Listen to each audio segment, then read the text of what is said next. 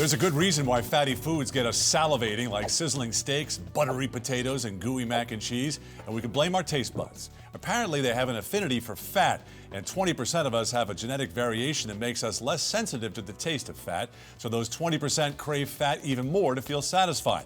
That's according to nutrition scientists from Washington University.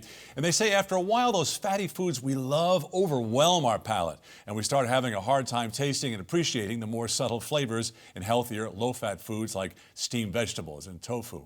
Luckily, we can reverse that taste bud glitch and make our healthy meals more satisfying than high-fat ones. And the solution is spice them up. In a recent study, volunteers ate identical meals served three ways: full-fat, low-fat, and low-fat generously seasoned with herbs and spices. The result: all of the volunteers, 100% of them, preferred the spicy, low-fat version, even though those meals had half the calories of the full-fat version.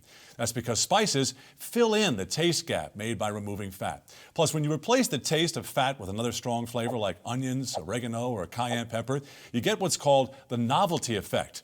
Basically, when our body reacts to the taste of something new, it gives us a momentary wow factor, and we tend to like it more. And there's an added bonus to using more spices. They can help us lose weight.